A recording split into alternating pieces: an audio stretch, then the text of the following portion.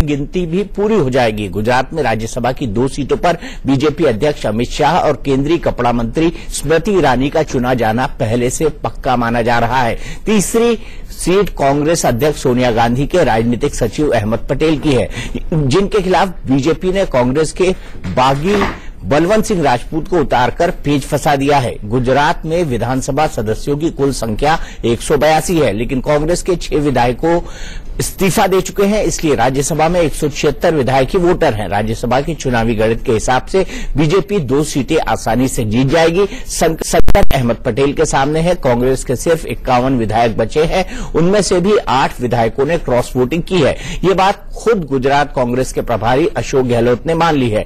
हालांकि कांग्रेस का दावा है कि अहमद पटेल को चुनाव जीतने के लिए जरूरी 45 वोट आसानी से मिल जाएंगे। कांग्रेस के गणित के हिसाब से अहमद पटेल को कांग्रेस के 43, एनसीपी के 1 और जेडीयू के 1 विधायक ने वोट दिया है।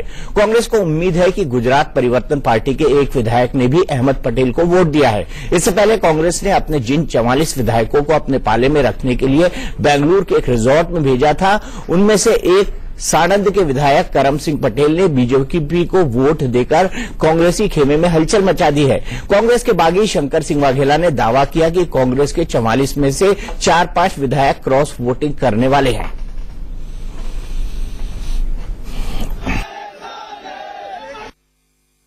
कांग्रेस की ओर से हुआ, कांग्रेस के विधायक मोर देन सफिशिएंट, यानी कि 15 विधायक ज्यादा थे रिक्वायरमेंट से भी, लेकिन विधायक कांग्रेस के दुखी थे। वो राज्यसभा के चुनाव के हिसाब से दुखी नहीं थे, 1 साल से दुखी थे। बार बार हाईकमांड का ध्यान आकर्षित किया कि विधायक दुखी है, चिंता करिए, नहीं हुई। बीजेपी के तीनों उम्मीदवार की जीत निश्चित है।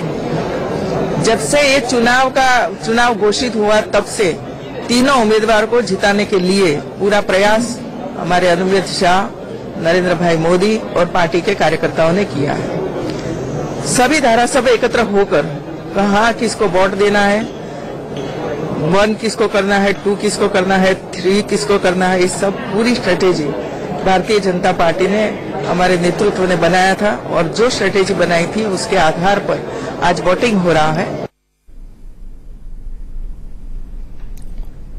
अहमद पटेल को 45 विधायकों का समर्थक है, लेकिन बीजेपी के अंदरूनी सूत्र बता रहे हैं कि उन्हें सिर्फ 43 विधायक मिले हैं। 2 विधायकों की कमी कहां हुई, ये समझने की कोशिश करते हैं हमारे सहयोगी अरविंद शर्मा से, क्योंकि जो अशोक गहलोत जी हैं, उन्होंने कहा है अहमद पटेल जीत चुके हैं, उनको रिक्वायर्ड 45 पॉलिटिकल वोट्स, विधायकों के वोट्स मिल चुके हैं। तो अहमद पटेल की अग्नि परीक्षा है, क्या होने वाला है। मुकाबला बेहद दिलचस्प है, क्योंकि कांग्रेस का अगर एक भी और विधायक, 8 के अलावा एक भी और विधायक क्रॉस वोटिंग करता है, जेडीयू का विधायक पलटता है, एनसीपी का विधायक पलटता है या गुजरात परिवर्तन पार्टी का विधायक पलटता है, तो कांग्रेस के लिए मुश्किल का सबब बन जाएगा। हालांकि अशोक गहलोत ये कह रहे हैं कि जेडीयू और एनसीपी के एक विधायक ने उनका समर्थन किया है। लेकिन गुजरात परिवर्तन पार्टी का क्या हुआ, सीधे चलते हैं हमारे सहयोगी अरविंद शर्मा के पास। अरविंद, गुजरात परिवर्तन पार्टी के एक विधायक ने किसकी तरफ वोट किया? दीपक जी, उन्होंने बिल्कुल स्पष्ट रूप से तो किसी का पक्ष नहीं बताया कि उन्होंने अपना वोट किसको दिया है, लेकिन जेडीयू के जो छोटू वसावा हैं, उन्होंने इंडिया न्यूज से बात करते हुए ये कहा है कि उन्होंने अपना वोट कांग्रेस को दिया है, अहमद पटेल को दिया है। और जयंत बोस्की की अगर हम बात करें, जो एनसीपी से हैं, उन्होंने भी कहा है कि उन्होंने अपना वोट कांग्रेस को दिया है।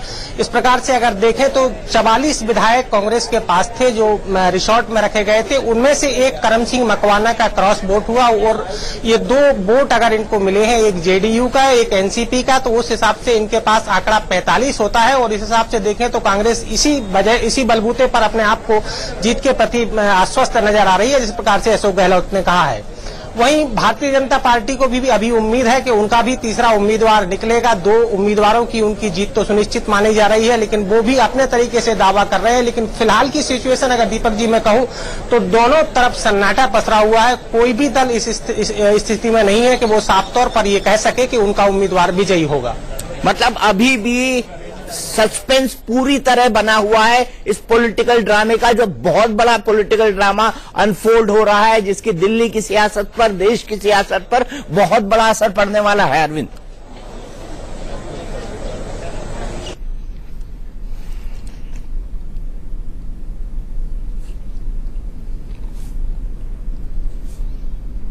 अरविंद मेरी आवाज, उन्होंने अपना बयान वोट जो है ना देश हित में दिया है। उसके बाद दीपक जी आपकी आवाज सुनाई दे रही है। मतलब जिस प्रकार से छोटू बसा का सुबह सुबह ये बयान आया था छोटू वसावा का, तब उन्होंने जिस प्रकार सुबह छोटू वसावा का बयान मीडिया के सामने आया था, तब उन्होंने ये कहा था कि उन्होंने अपना वोट देश हित में दिया है। बाद में जब मीडिया उनको खोजते खोजते पहुंचा और खुद छोटू वसावा ने इंडिया न्यूज से ये कहा है कि उन्होंने अपना वोट अहमद पटेल को दिया है। मतलब छोटू वसावा क्या गुजरात परिवर्तन पार्टी के हैं? उन्होंने संकेत जेडीयू के। छोटू वसावा जेडीयू के हैं? नहीं, छोटू वसावा जेडीयू से आते हैं। गुजरात परिवर्तन पार्टी के कौन है और उनका क्या स्टैंड है? कहा है कि उन्होंने अपना वोट कांग्रेस को, वो नरेंद्र कोटड़िया हैं जिन्होंने राष्ट्रपति चुनाव में भी क्रॉस वोटिंग किया था और कांग्रेस को पहले उनके जो बयान आए थे उन्होंने ये कहा था कि वो अपना वोट कांग्रेस के समर्थन में देंगे, लेकिन आज उन्होंने वोट किस जगह दिया है वो अभी तक तय नहीं हो पाया है। तो दोनों पार्टियां उनके वोट को लेकर उम्मीद लगाए बैठी हैं। कांग्रेस का दावा ये है कि उनका वोट उन्हें मिला है, तो भारतीय जनता पार्टी को उम्मीद ये है कि उनका वोट उन्हें मिला है। तो दोनों पार्टियां नरेंद्र कोटड़िया के वोट को अभी तय नहीं कर पाई कि आखिर वोट उन्होंने किसको दिया है। लेकिन पहले जो उनका स्टेटमेंट था उन्होंने ये कहा था कि वो कांग्रेस को समर्थन करेंगे, क्योंकि वो पाटीदार जो हार्दिक पटेल समर्थित जो ग्रुप है पास समर्थित उसको लेकर सरकार से बगावत पर उतर गए थे और राष्ट्रपति चुनाव में भी उन्होंने क्रॉस वोटिंग किया था। अब आपसे ये जानना चाहूंगा अरविंद कि क्या सभी विधायकों ने वोट कर दिया है और जो विधायकों के पाला बदलने के बाद और जो सीटें खाली थी उसको मिलाकर कितने विधायकों की संख्या हो गई थी जिनको वोट करना था? कुल 176 थे दीपक जी, उसमें से वोटिंग पूरी हो चुकी है। वोटिंग 4 बजे ही समाप्त हो चुकी है। अब उसके बाद जो काउंटिंग की प्रक्रिया है वो शुरू होगी कुछ देर बाद। तो फिलहाल वोटिंग पूरी हो चुकी है और जिस प्रकार से मैं आपको कांग्रेस का गणित दिखा रहा था कि 44 जो विधायक थे उनमें से 43 ने वोट किया, 1 क्रॉस वोट हुआ है और 2 अगर ये सच बोल रहे हैं जेडीयू या एनसीपी तो कांग्रेस के पास इस समय 45 वोट है और 45 वोट की स्थिति में अहमद पटेल जो है ना अपनी उम्मीद कर रहे हैं कि वो चुनाव जीत जाएंगे। वो चुनाव जीत जाएंगे, उम्मीद है। लेकिन भारतीय जनता पार्टी का दावा है कि अहमद पटेल के साथ सिर्फ 43 वोट है और जब सेकंड प्रेफरेंशियल वोट काउंट किए जाएंगे, जिसको सेकंड वोट देते हैं, क्योंकि राज्यसभा में वोट में फर्स्ट प्रेफरेंस वोट होता है और सेकंड प्रेफरेंस वोट होता है और वो भी काउंट होता है। क्योंकि बीजेपी के जो विधायक हैं वो सेकंड प्रेफरेंस अब बलवंत सिंह राजपूत को देंगे, तो क्या अहमद पटेल को अगर 45 से 1 भी वोट कम मिलता है तो क्या वो हार जाएंगे? बहुत सीधी सी बात है कि अगर 45 से 1 कम मिला तो इसका मतलब दूसरे पक्ष को 1 से ज्यादा मिला है, तो वो 50% क्रॉस कर जाएगा। जो इसका सिस्टम है, जो भारतीय संविधान में इसकी प्रक्रिया दी हुई है, उसके हिसाब से 50% +1 होना चाहिए। यहां पे बहुत साफ दिखाई दे रहा है कि अगर अहमद पटेल को 44 मिलते हैं तो जाहिर है कि दूसरे पक्ष को 50% क्रॉस कर जाएगा। लेकिन यहां पे हम लोग शायद इस बात पे गौर नहीं कर रहे हैं, क्या ये सही है कि 44 विधायक जिनको कि आप टूटने के डर से 1 हफ्ते तक वहां आप कर्नाटक में बेंगलोर में रखे, उनमें से 2 या 3 नहीं जाएंगे? देखिए, खिलाड़ी दोनों बहुत बड़े हैं। एक तरफ शंकर सिंह वाघेला हैं जिनके पॉलिटिकल एक्यूमेंट के बारे में कुछ कहने की जरूरत नहीं है, और दूसरी तरफ अहमद पटेल हैं जिनके बारे में भी हम जानते हैं कि कितना उनके पास इन चीजों को मैनेज करने की क्षमता है। और तीसरा अमित शाह भी, अमित शाह जी भी, तीसरी तरफ अमित शाह, बिल्कुल सही भी हमको देखना पड़ेगा। तो लिहाजा हम किसी भी हालत में डिस्काउंट नहीं कर सकते। अमित शाह अगर चैलेंज शह और मात का खेल है और शह देने के लिए मात खाने के लिए कौन बैठा हुआ है? कोई तैयार नहीं। और अमित शाह ने अपने पूरा वक्त गुजरात के अंदर गुजारा है। बिल्कुल। और 44 अगर दहशत के मारे गए हैं और ऐन चुनाव के वक्त 6 अचानक कांग्रेस छोड़ देते हैं तो चीजें काफी टर्मोइल की स्थिति में हैं। ऐसे में जरूरत यह है कि क्या वो 44 में से, जो कांग्रेस का मानना है कि सिर्फ 1 ही जा रहा है, शंकर सिंह वाघेला का कहना है कि 3 से 4 तक जा सकते हैं। अगर 3 से 4 जाते हैं तो फिर यह मुश्किल हो जाएगा, क्योंकि आप जो 1-1 करके 2 ला रहे हैं, 1 जा रहा है तो उसके बाद 2 आ रहे हैं आपके, और इस तरह से आप 45 जोड़ रहे हैं।